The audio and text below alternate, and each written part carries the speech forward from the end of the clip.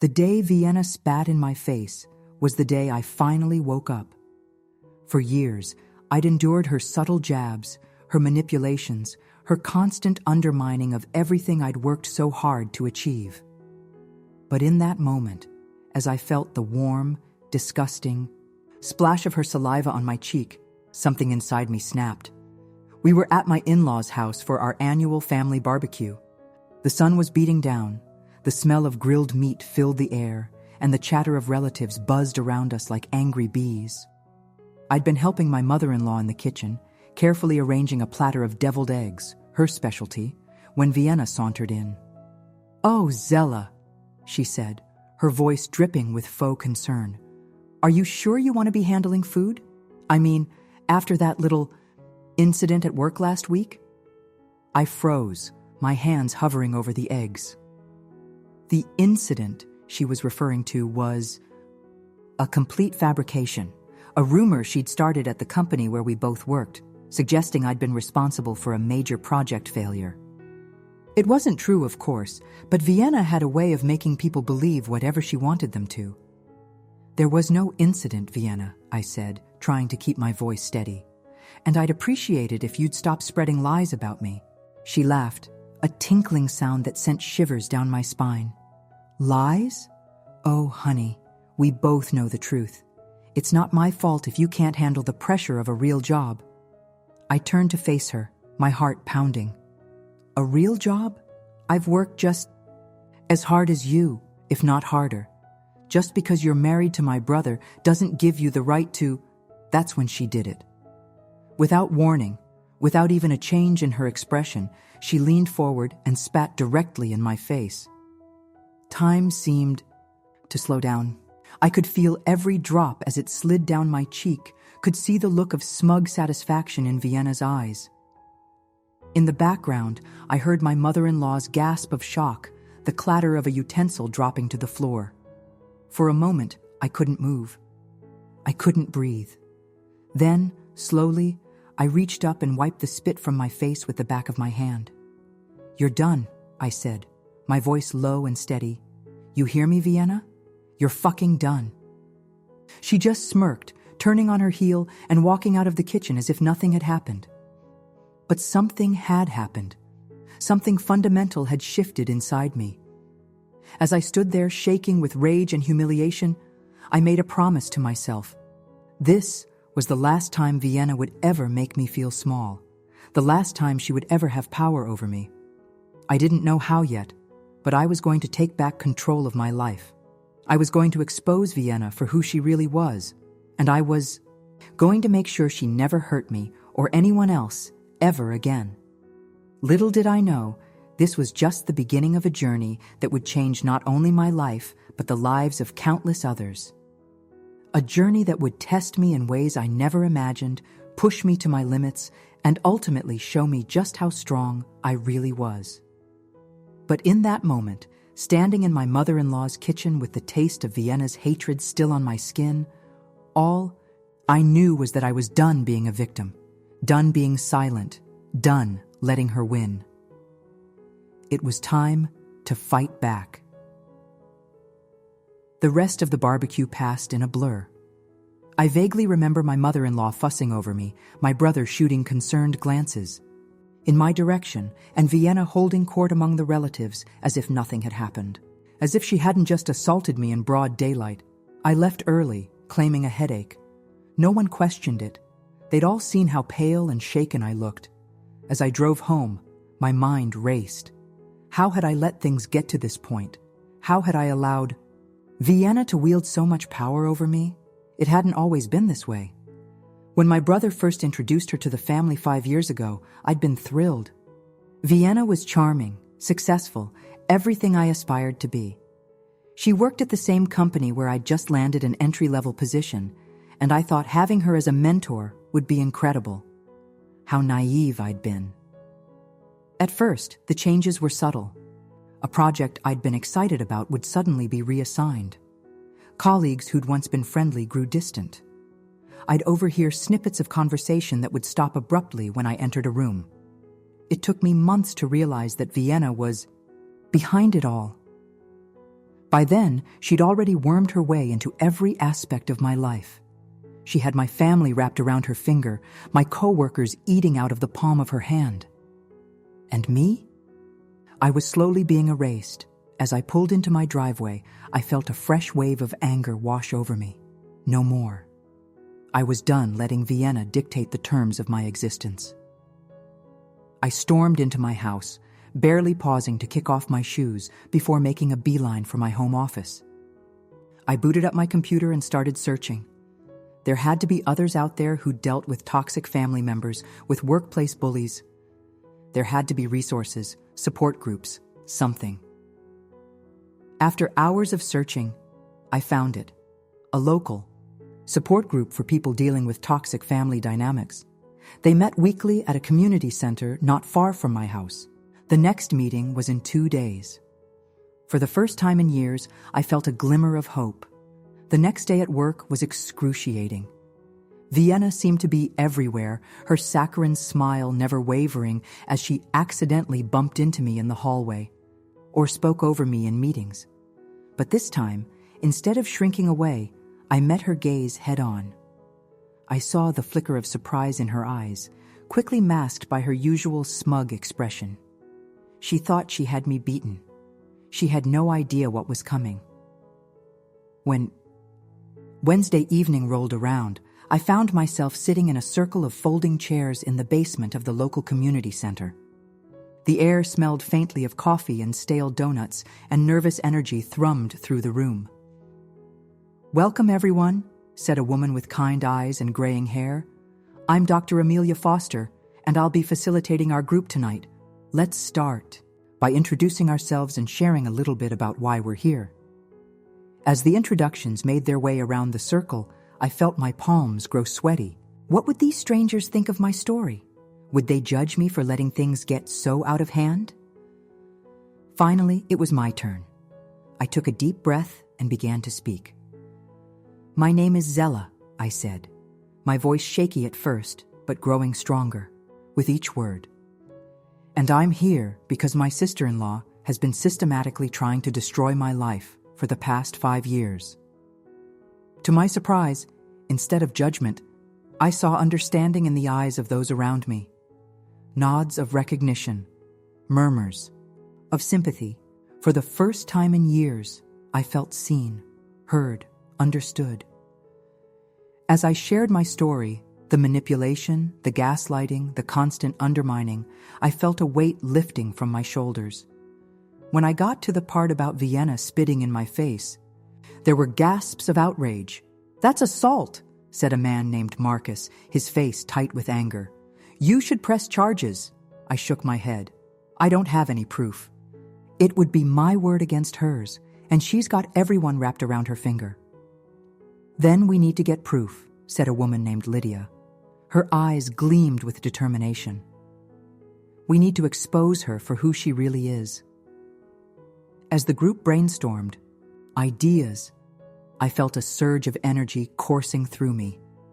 These people, these strangers, were more supportive than my own family had been in years. They believed me. They wanted to help. For the first time since Vienna had entered my life, I didn't feel alone. As the weeks passed, I threw myself into gathering evidence of Vienna's manipulations. It wasn't easy. She was careful, cunning. But with the support of my new friends from the group, I began to piece together a pattern of behavior that was impossible to ignore. I started keeping a detailed journal of every interaction, every snide comment, every coincidence that always seemed to work in her favor. I reached out to former colleagues who'd left the company and slowly, carefully, began to uncover a trail of destruction that went far beyond just me. Vienna, it turned out, had a history of latching on to successful people, using them to climb the corporate ladder, and then discarding them once they were no longer useful. I wasn't her first victim, but I was determined to be her last.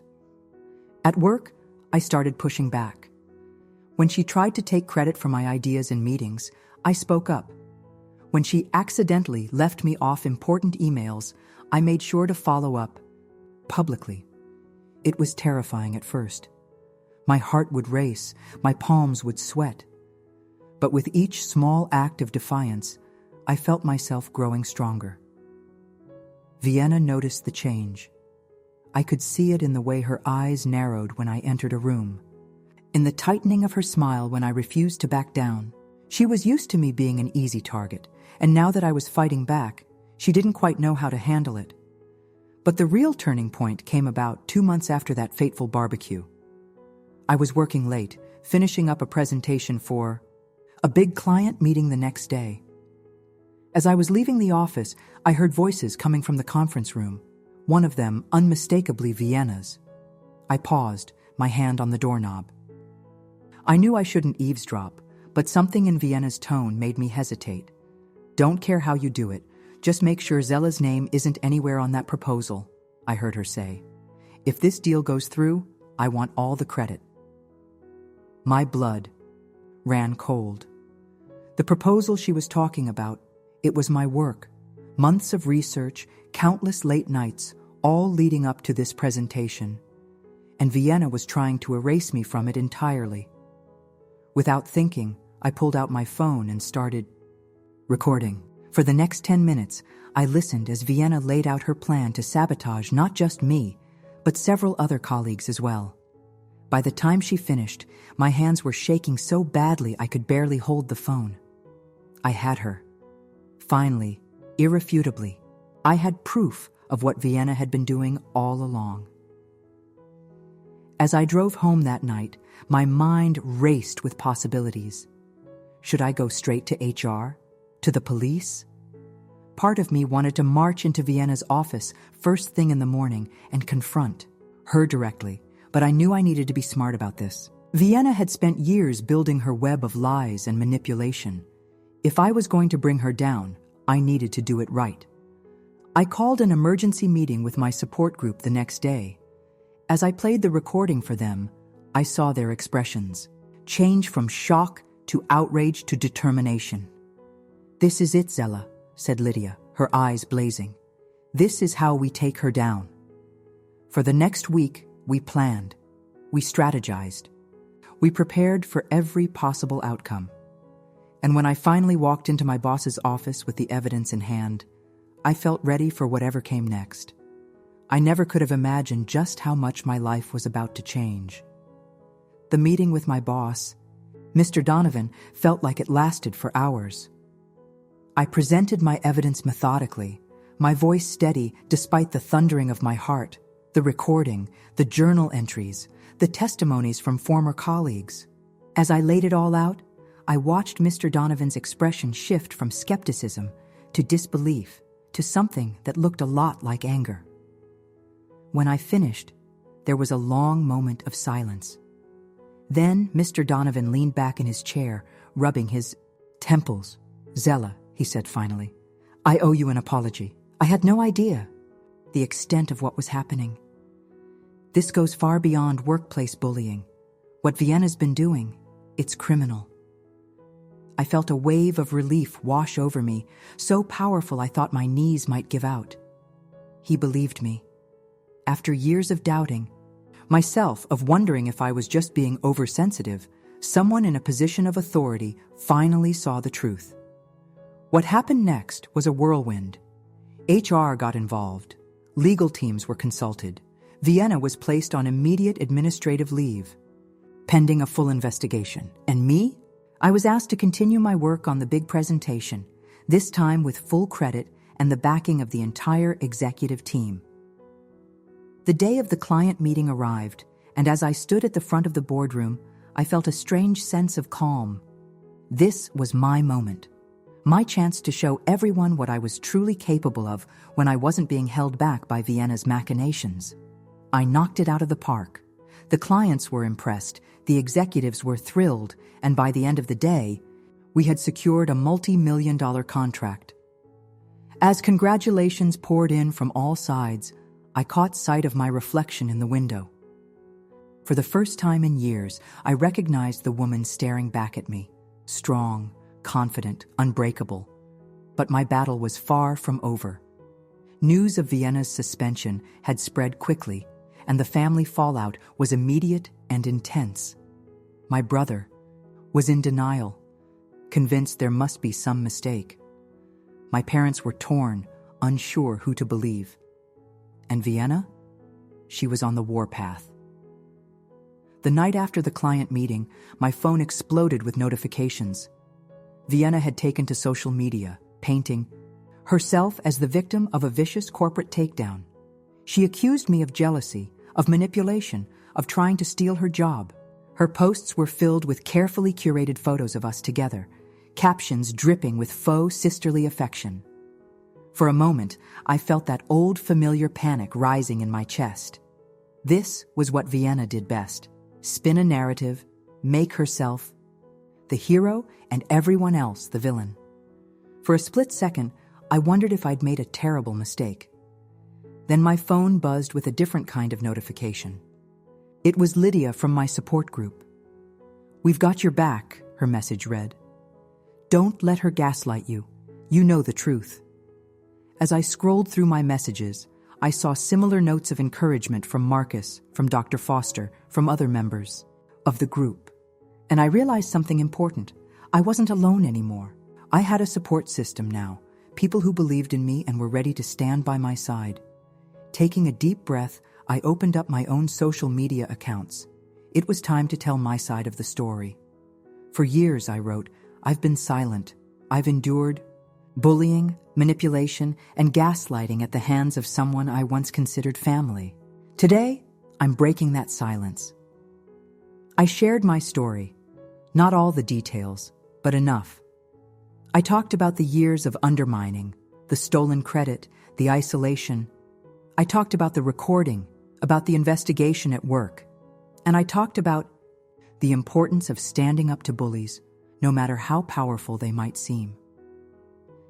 If you're out there feeling alone, feeling like no one will believe you, I see you, I concluded.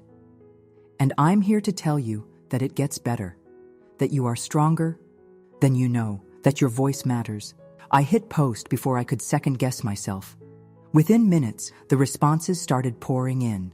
Messages of support, of solidarity, people sharing their own stories of workplace bullying and toxic family dynamics.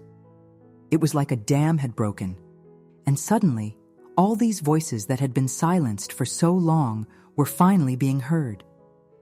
As I read through the comments, tears streaming down my face, I realized that this was bigger than just me and Vienna. This was about all the people out there who had ever felt powerless, who had ever been made to feel small.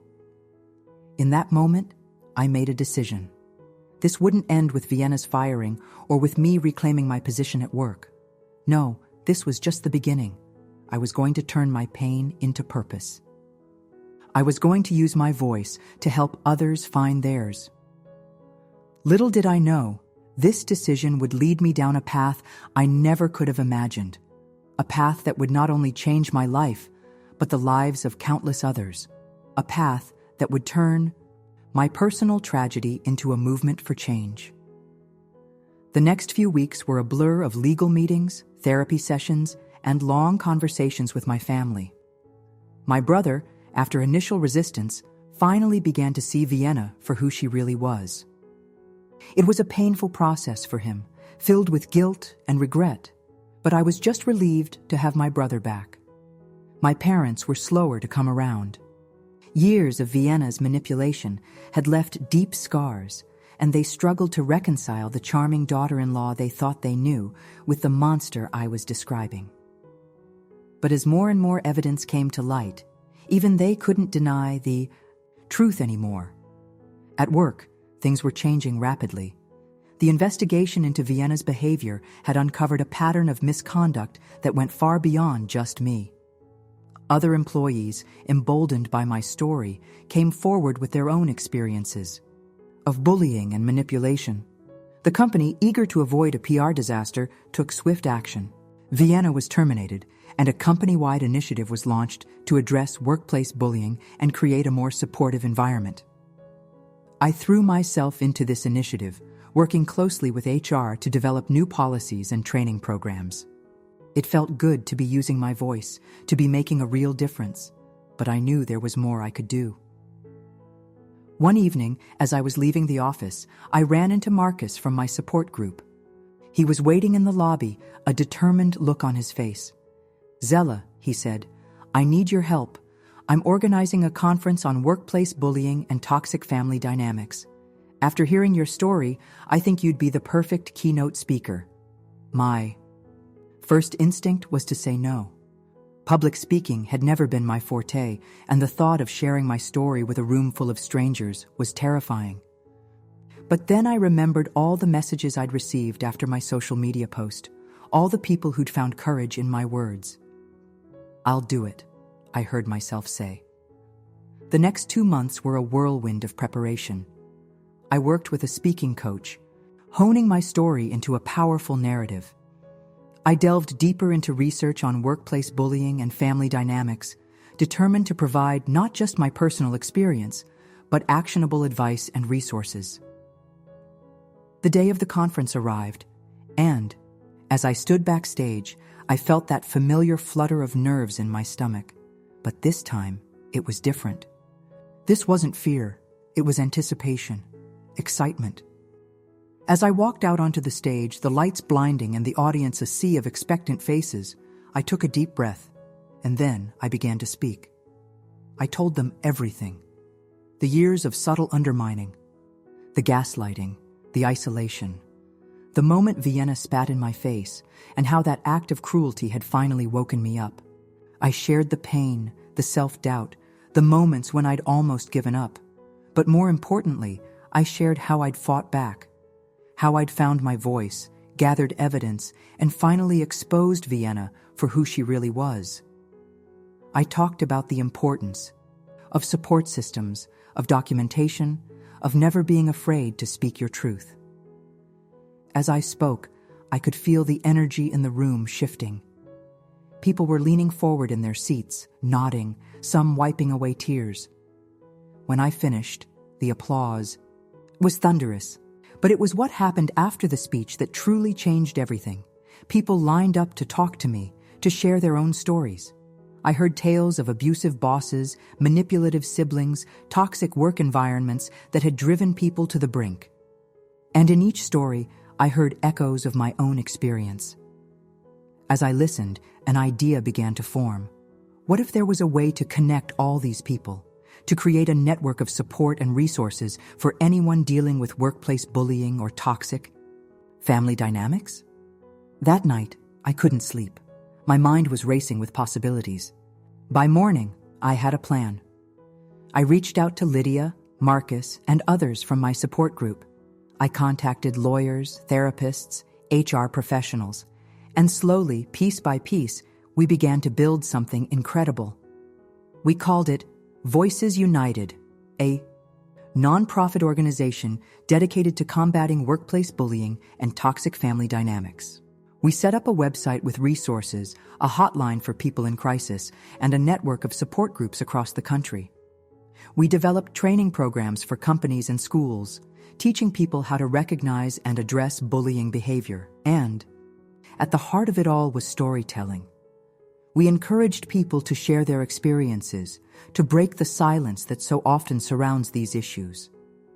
Each story shared was another beacon of hope for someone still trapped in their own nightmare. As Voices United grew, so did its impact. We lobbied for stronger anti-bullying legislation. We partnered with major corporations to implement our training programs. We even developed a curriculum for schools, teaching kids from a young age about healthy relationships and how to stand up to bullies. And me? I found myself traveling the country, speaking at conferences, giving interviews, sharing my story again and again. It was exhausting, often emotionally draining work. But every time I received a message from someone saying that our organization had helped them find the courage to leave an abusive situation or stand up to a workplace bully, I knew it was all worth it. One day, about a year after the launch of Voices United, I received a call from a journalist. She was writing a feature on workplace bullying and wanted to interview me. As we talked, she asked a question that made me pause. "Zella," she said, "after everything you've been through, do You ever wish you could go back and change things? Avoid all the pain and trauma? I thought about it for a long moment. I thought about all the nights I'd spent crying myself to sleep, all the times I doubted myself, all the opportunities I'd missed because of Vienna's machinations. But then, I thought about where I was now, the lives we were changing through Voices United, the strength I'd found in myself, the amazing people I'd met along the way. No, I said finally, I wouldn't change a thing, because without all of that, I wouldn't be who I am today. I wouldn't be able to help others the way I can now.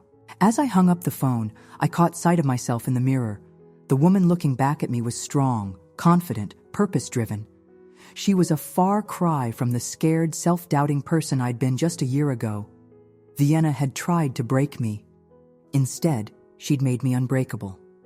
That night, as I prepared for bed, my phone buzzed with a notification. It was a message from a young woman named Sarah, who'd reached out to Voices United a few months ago for help dealing with a bullying boss. I did it, her message read.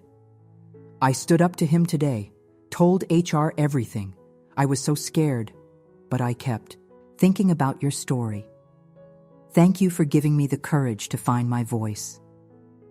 As I read her words, I felt tears welling up in my eyes. But these weren't tears of sadness or fear. They were tears of joy, of pride, of a deep, unshakable knowledge that I was exactly where I was meant to be. I thought back to that day in my mother-in-law's kitchen, the day Vienna had spat in my face. At the time, it had felt like the lowest point of my life. But now I realized it had been the beginning of something incredible. Vienna had tried to silence me. Instead, she'd given me, and countless others, a voice that could never be silenced again.